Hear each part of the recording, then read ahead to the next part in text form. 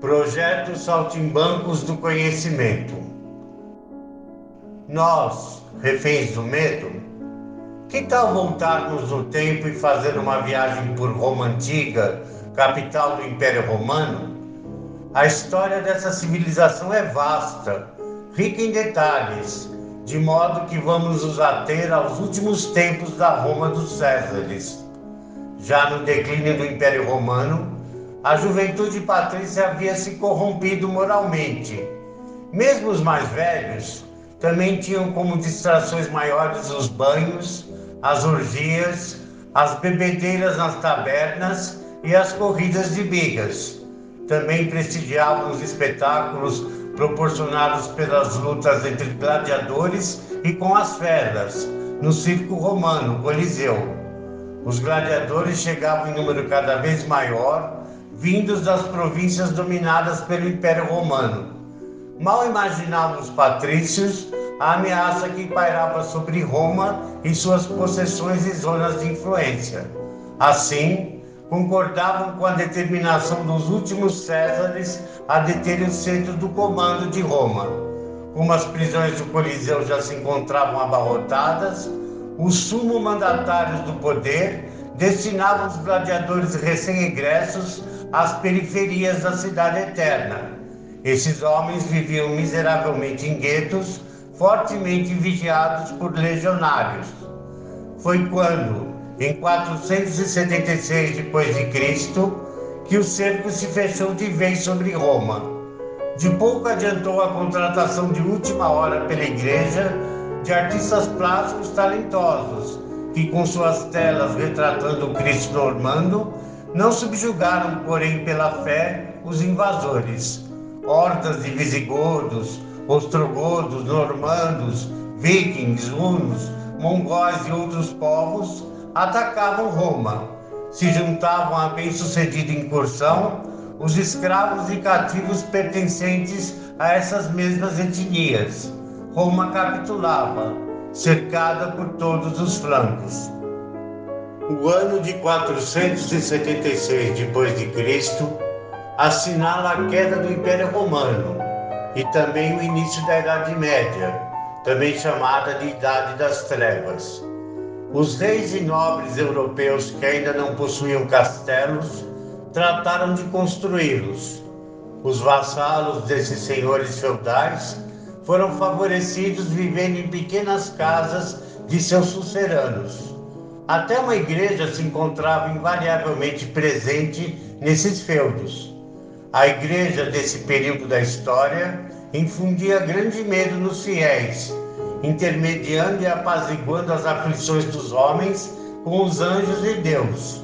A doutrina eclesiástica dessa época apregoava a salvação com lugar garantido no céu ao fiel que pagasse o dízimo e aderisse à compra das indulgências. Durante a Idade Média, a Igreja colocaria os símbolos aterrorizantes de seus templos de então fora do alcance humano. Prova disso são, por exemplo, os afrescos pintados nas naves de seus monumentos, erguidos naquele contexto a título de testemunho de fé e louvor a Deus, quando eram instrumentos de manipulação e subjugação. O objetivo? Fazer os homens se verem ameaçados incessantemente, uma vez diminutos e pecadores crassos que os punha a Igreja diante de Deus. Portanto, inacessíveis a Ele, Deus, dependiam da intercessão por suas almas nas mãos de um sacerdote católico. A parte da estratégia dominadora praticada naqueles tempos pelo Vaticano, um fato ao menos sabemos. Todo o legado cultural do mundo antigo, além também da ponte entre o Oriente e o Ocidente, teriam sido reduzidos a pó pelos saqueadores bárbaros se a Igreja não tivesse tratado de guardar esse imenso patrimônio e catalogá-lo e estudá-lo nos mosteiros, conventos, seminários e templos.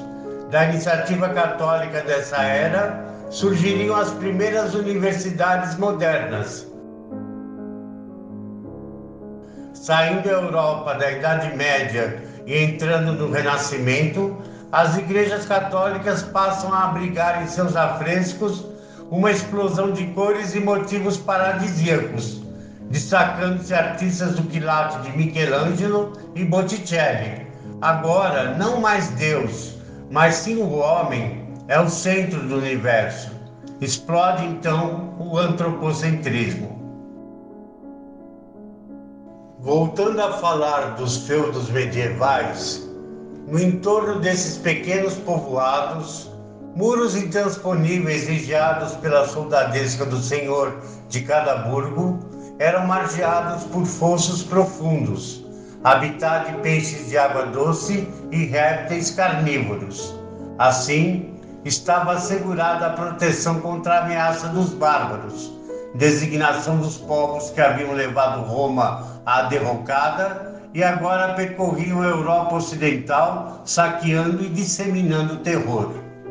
Propomos um salto no tempo até chegarmos ao ano de 1922 no Brasil, quando, mais precisamente na cidade de São Paulo, ocorre a Semana de Arte Moderna de 22.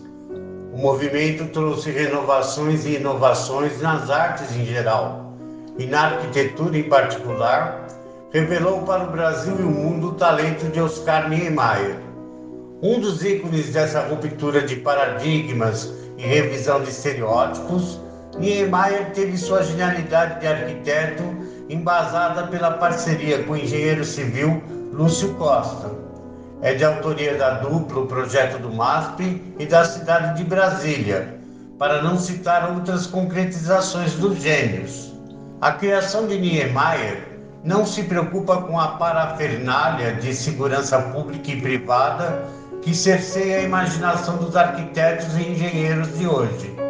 Vivemos uma era em que o apelo trazido pelo fantasma da criminalidade fala mais alto que a criatividade. Vem sendo atestada na mídia de nosso país, notadamente a televisiva e na internet, a exploração em escala crescente de um filão que arrasta enorme público de seguidores, o sensacionalismo. Para abreviar o escopo de nossa análise, vamos nos ater à programação de várias emissoras de televisão de canal aberto.